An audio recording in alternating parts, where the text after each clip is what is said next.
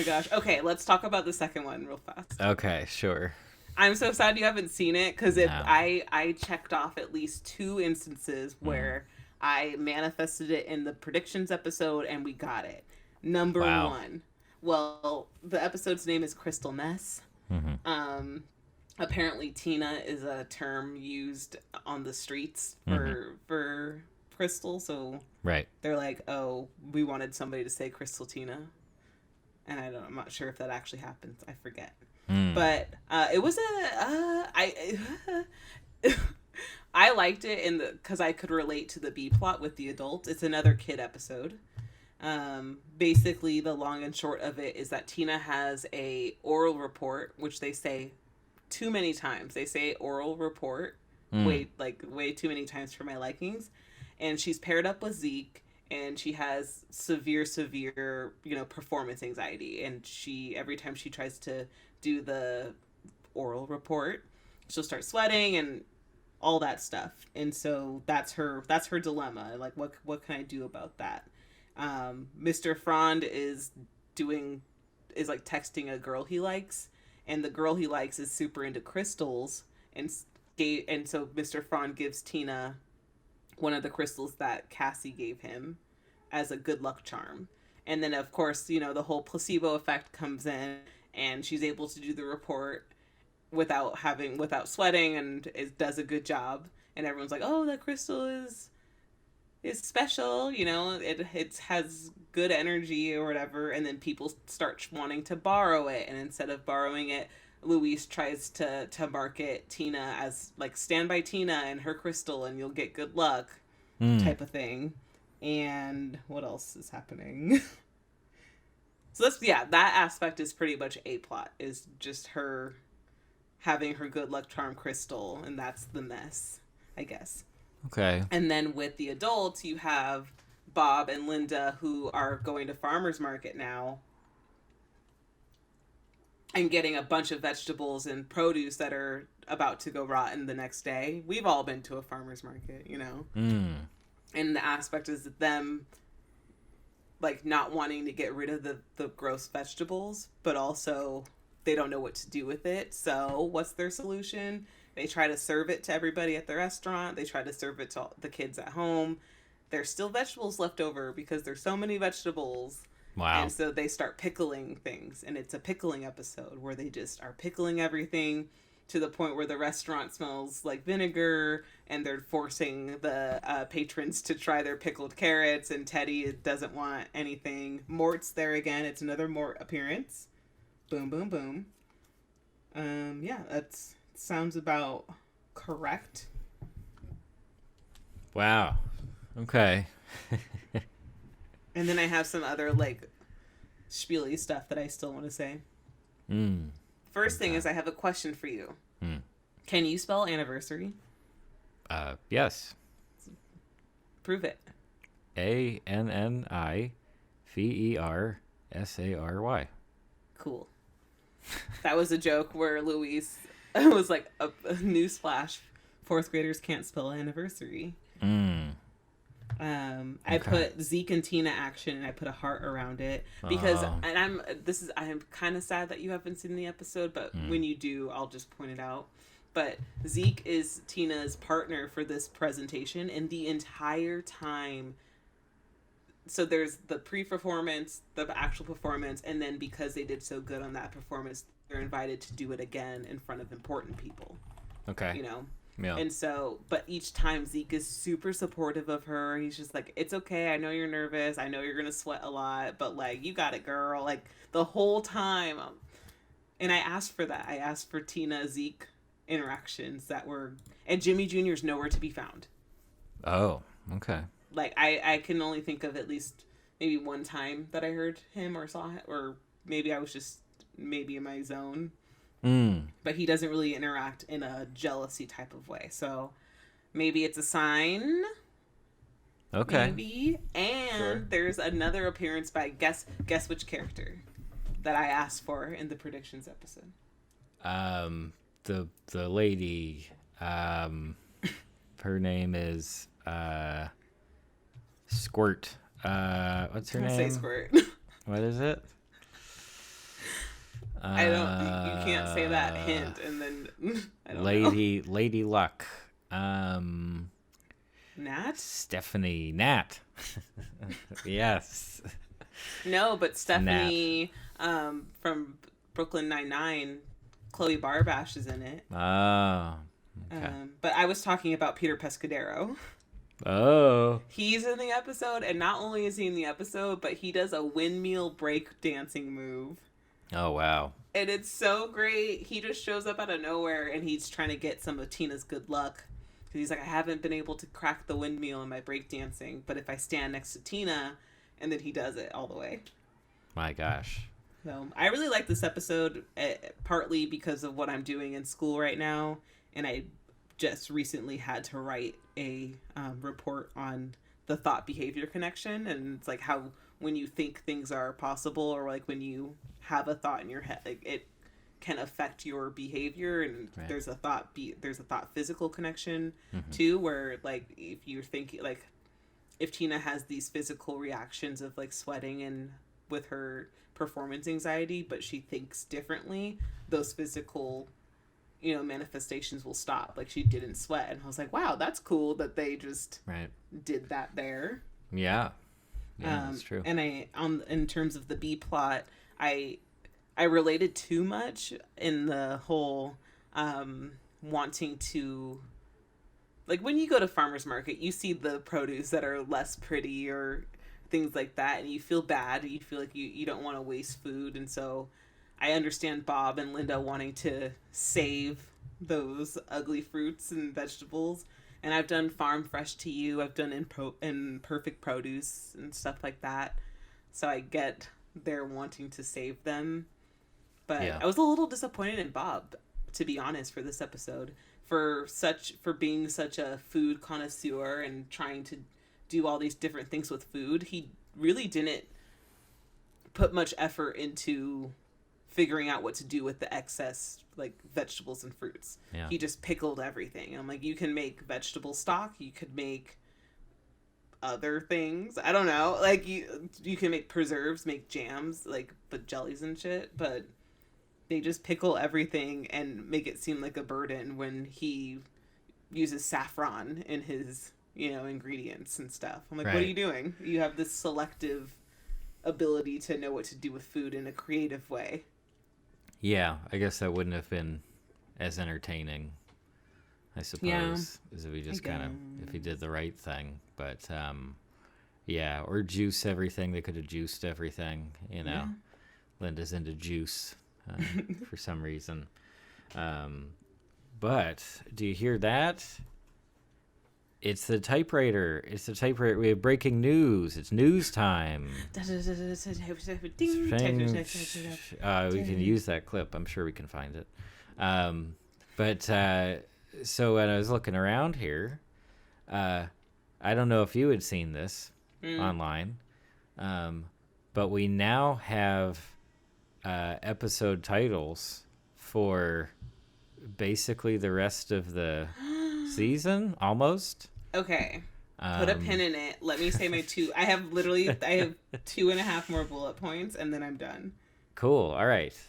Back to the regular programming. My note here is that I think during the predictions episode with the Crystal Mess title, I think we thought, or at least I thought, that it was going to be Linda centric or whatever. Mm-hmm.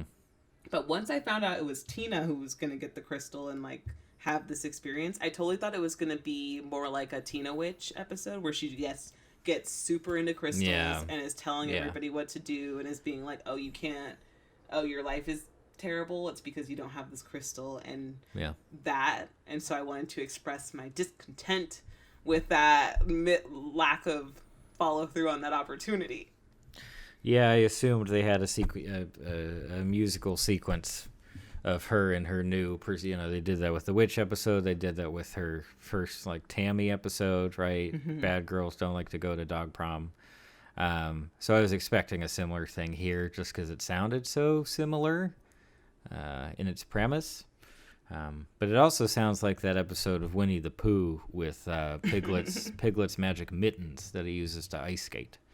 And it has a great action-y ending where Piglet loses the mittens, but someone's floating off on an ice floe down the river, and Piglet has to do some crazy ice skating and platforming to save the day, and does it without the mittens. But it sounds like basically the same thing, where eventually Tina realizes, no, I'm fine, I'm good, I didn't need the crystal thing. But yeah, so I kind of feel like I've seen it. Yeah, for real. I'm excited for you to watch it in my presence, so I can see if I'm right. There's also, I lied. There's another bullet point, but since you were talking about how Tina came to that realization, like, oh, I didn't need the crystal, I thought it was kind of interesting because she technically doesn't come to that realization. Tammy steals the crystal because once they find out it's a good luck charm, Tammy, of course, is not satisfied with just standing near her. Right. And when she confronts her about it, Tammy, they're fighting over it and it breaks. Mr. Frond is like, hey, oh no, I need to show my new possible girlfriend that I still have the crystal. And I have to tell her it's broken. And so Tina's super stressed about that. And she's like, oh my gosh. And I have to do my performance. And then later on, Dr. Frond, ew, he wishes. Mr. Frond tells her that Cassie's not mad that the crystal's broken. And in fact, that she doesn't believe that crystals really break, that their energy just spreads out. And so that's what gives Tina comfort, that she can continue on. Oh. Rather than having this aha moment that she didn't need this like physical item in the first place. So that was cool. Okay. I like that sentence though too, because as an adult or like as a child, her breaking that, it was a gift or it was a lent item from an adult, from Mr. Frond, that she broke or had a hand in breaking. And as a kid, you're just like, oh my god, like that's the worst thing that could possibly happen. And then to hear that it's okay and that it's a good thing kind of that it happened, I bet that was great for her. Uh-huh. Yeah, okay. I don't know if I'm necessarily excited to see the episode, but I will see the episode. I know what you'll be excited for, and it's the classic Tina doing a monologue during a school assembly that she should be doing something else at situation. I see. Yeah. That occurs. Oh, good. And I was like, again? Yeah. I remember actually watching being like, oh, wow. Yes, it's been a couple times. Yeah. I like it, though. Like, people are really turning their nose. Like, they're turning their nose up for Bob's Burgers. People are losing the love. And I think I just am changing the way that I'm watching it, and it's starting to become really, really fun again for me. Interesting. Okay. I guess I'm happy to hear that. That's great. That's great news. But was that all we had for that episode, or was there more to Crystal Mess there? Jocelyn makes an appearance. She is wearing jean laces, which is great. We have an instant of we have another Mort appearance.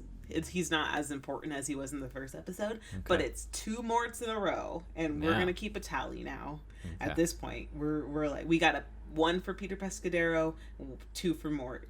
We're killing it. Uno Mort. No.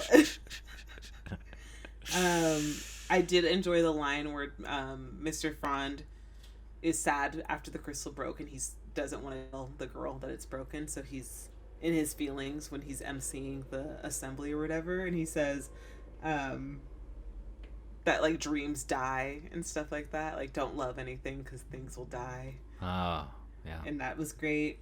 Bob has a little moment about the vegetables and fruits, and has his aha moment where like Linda and Bob are trying to be supportive of each other getting these gross vegetables, but they both don't really want to pickle stuff because they smell and the whole restaurant smells.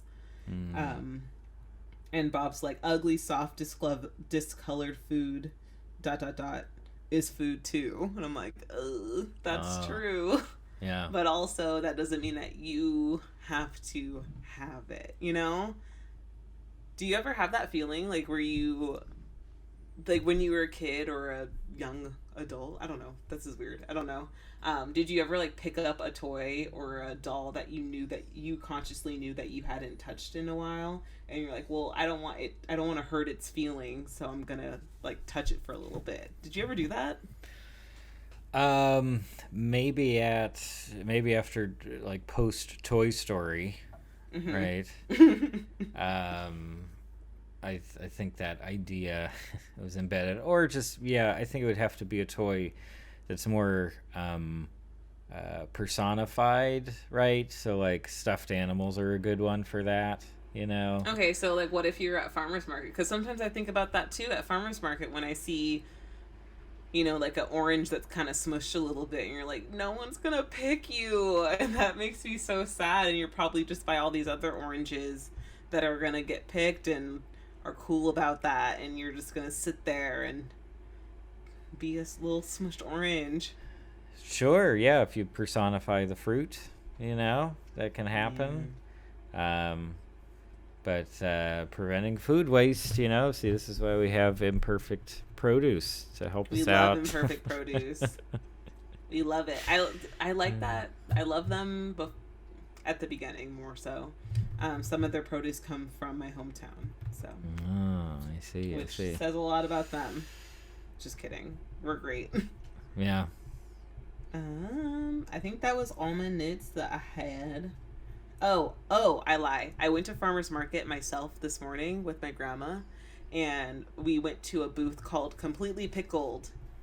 Oh. And this is before us recording. And then when I was there, I was like, oh my gosh, this happened in Bob's Burgers.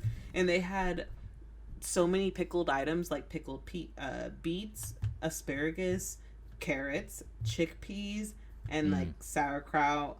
They had so many different pickled items. And I was like, hey, do you guys work for the Belchers? Oh. What'd they say? They said nothing because I didn't say it out loud Oh. because I was not cool enough. I see. Do you have any good luck charms? That was my last question. Good luck charms. Charm? Question mark. Um, Or like, do you believe in that? Or like not believe. You know what I'm saying? Like, do you have a good luck charm? no, but I did earlier today watch the Sleepy Hollow episode of Wishbone. And in that episode, boring teenage boy who owned Wishbone has his lucky basketball socks, and he needs to get a lucky new basketball for the new season. So it's all about superstition and luck charms and things like this, you know, spiritual, magical stuff. So it is there in my brain, you know, it came up very recently. I also realized that the mom from Wishbone is some lady, and I don't know the actor's name, but she's mildly attractive, you know? Have you ever noticed that about Wishbone? I hope people describe me as mildly attractive. Mildly attractive in the Wishbone show. What was that, PBS something? I'll Google it real fast.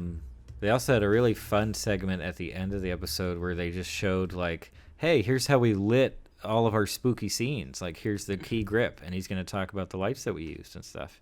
I was like, oh, that's pretty cool. That's pretty cool for a kid show. Anyway, so I don't have lucky socks or a lucky basketball or anything like that. Not anymore. I think they combusted at some point. But Spontaneously? Well, I was asleep, so I don't know. Yeah, you have to guess. You know, something happened there. Yes. But I don't know if you have any lucky charms. We can't call them that. They're after me, We'll Lucky get Charms. sued. Yeah. We don't want that. They're coming for us already. Okay.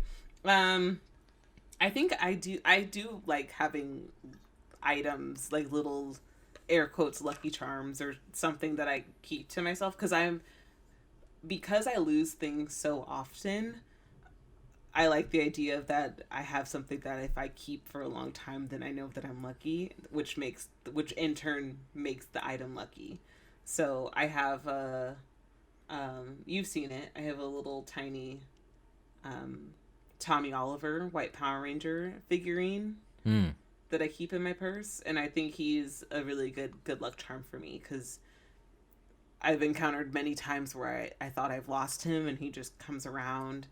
And whenever I have him in my purse, I'm like, nothing can happen to me. I'm gonna have a great time. And I traveled to Europe with him, and Wow. yeah. So yeah, he's my. If I had a good luck charm, it would be my little white Power Ranger item figurine guy that I have.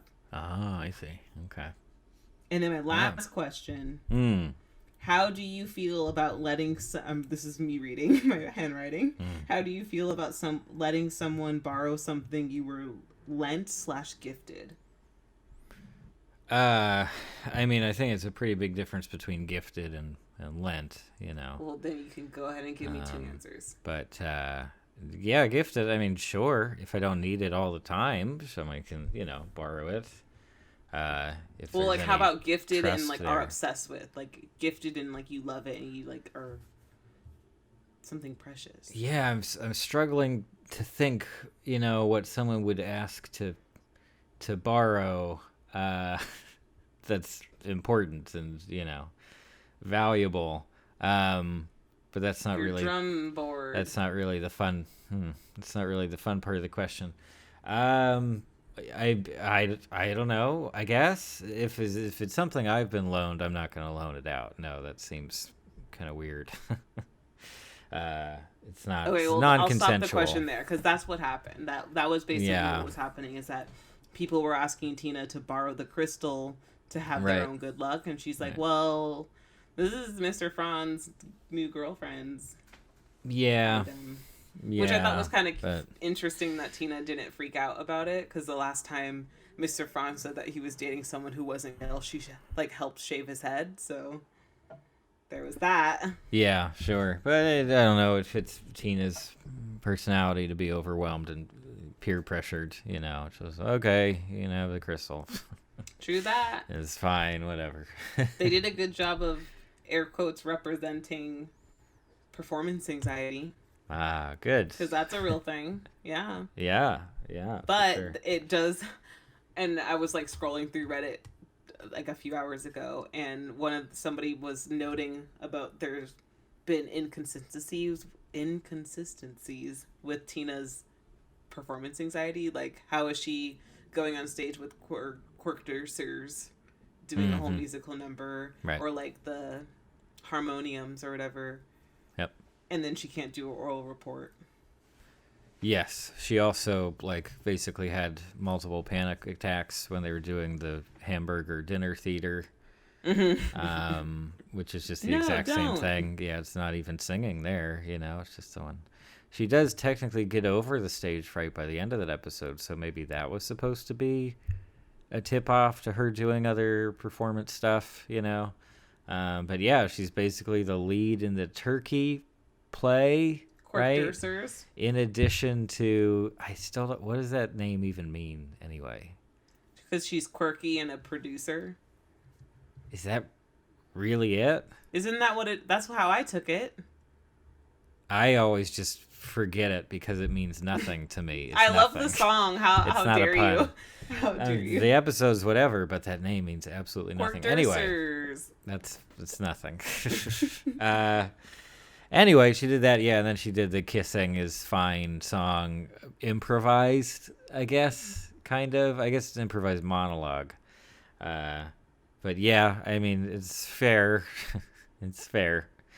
It does sound a little bit like, a comic book guy complaint from The Simpsons, a little bit. But, yeah, it's fair. Whatever they need for the episode, that's what that's how the character is that week.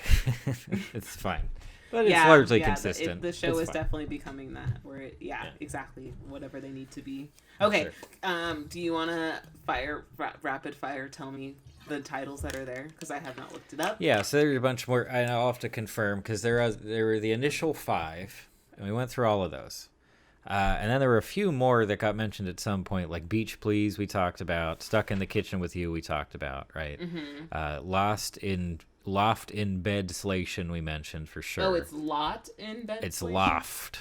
like a Loft. loft. Oh, not loft. And then definitely FOMO you didn't, I think we mentioned as well. Yes, right? we did. And then there are, let's see, 1, 2, 3, 4, 8 more. We got 8 more titles here. I'm assuming these get added pretty quickly. So next up, we have Touch of Evaluations. Okay. We have Video Killed the Genio Star. Uh-oh. We have Frigate Me Not. We have... nothing. We have Fairy On My Wayward Bob and Linda. I wonder who that will be about. Yeah. Then we have... Fairy On My Wayward Bob and Linda. Okay. That's right. And then we have Ancient Misbehavin'. Sure. The Spider House Rules. Oh, okay. Clear and Present Ginger. Oh. What? And A Sprouta Boy. Oh, okay. But I think I know which one is exciting to you.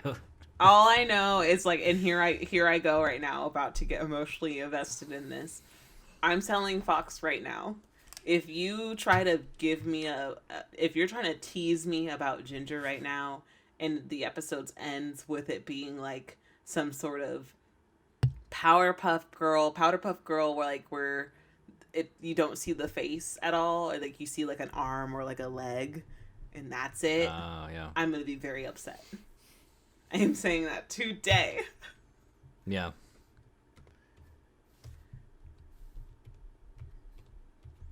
And I'm gonna look up the list too, so I can just. Those were some good names. Forget Me Not. Where did you see the list of that? This is on the Wikipedia article of list of Bob's Burgers episodes. Oh, yeah. The actual Wikipedia doesn't have that, and then but the Bob's Wiki does. Ah, okay. I guess. This is on actual Wikipedia. Is it? Yeah. Huh. The article is called List of Bob's Burgers Episodes. Oh, there it is. You right.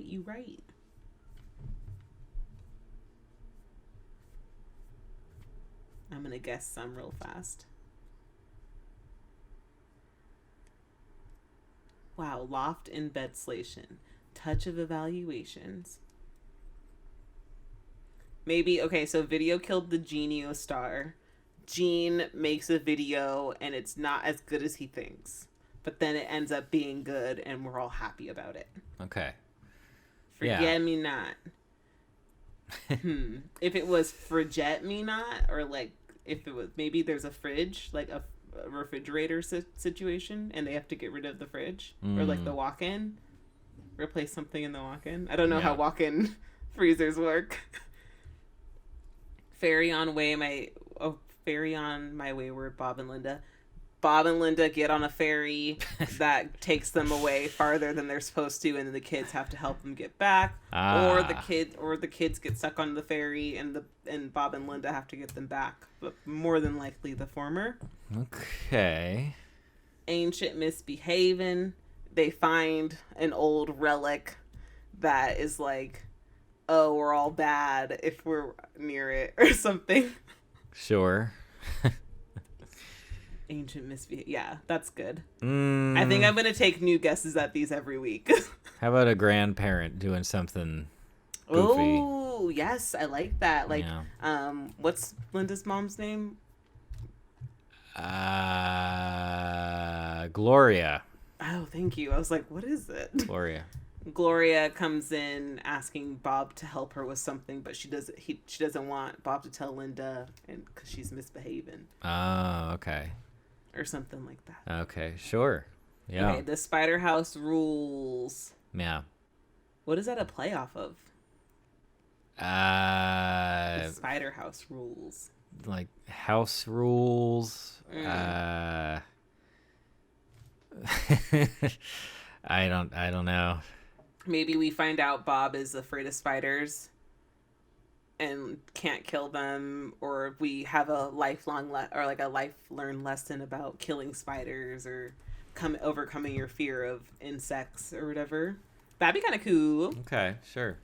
And here we go. Clear and Present Ginger. hope that it's an episode where we finally meet Ginger. Even if it's for a second, I guess. I'll take it. But I would like to meet Ginger, and I would like it to be clear and present. Okay. And then a sprout of boy, if I remember what the movie's about, it'll probably be Gene-centric, and it will probably be... Maybe we'll meet Ken. Sure. Or he'll, like, hang out with Doug or something. Yeah. All right. That's it. I'll probably come up with new ideas each week, and maybe one of them will stick. There you go. Yeah. Put the intention out there. Definitely. Hells, yeah. Okay, cool. Man, I really want you to watch the clip of Peter Pescadero doing the windmill breakdance. Oh, yeah. It's good. Okay. But that's all I have. Okay, so there you have it. That's the first 2 episodes of season 12 of Bob's Burgers. We have gone through them with some kind of comb and a fine-tooth gotten one. our impressions, and I think that even if only indirectly, we've gotten a decent sense of what season 12 is going to be like. And yeah, that's about it. Let me give you some numbers. Season 12 premiere was 1.6 million, like you said. Yes. The second episode was 1.4. 1.14. Or 1.14. Yes. So that's right. we're already going down the slide. But that's common, as you can see in the other seasons, and it's actually okay, Mr. TV man. par for the course with your numbers and golf. I mean, just this article right here, the season premiere tends to get more just because it's it gets hyped up more. Mm-hmm. But we'll see. We'll see tomorrow, literally. Yeah, that's right. At the time of recording, tomorrow is the next episode, and then maybe we'll wait until the 4th episode is done as well. But I guess this one's already is the Halloween episode, so we will have a Linda episode. And there we go. Okay, I'm vaguely excited for that one. I want to see where that goes. Sick. But until then, I'm Tiara Shea. I'm here also with Insert As Burger Michael. Pun. And we're all done for today, but stay out of our room. Yeah. Feel free to say hi to us and send questions or comments if you have any of that kind of stuff. And we'll try to get something else back out there real soon. And also feel free to stay out of my room. There you go. You have the instructions now, and don't mess it up. All depart. Hold on. What's the? Are you a ghost? No. What's the? There's a quote where someone keeps trying to do the action line way after the fact. Oh man, game over.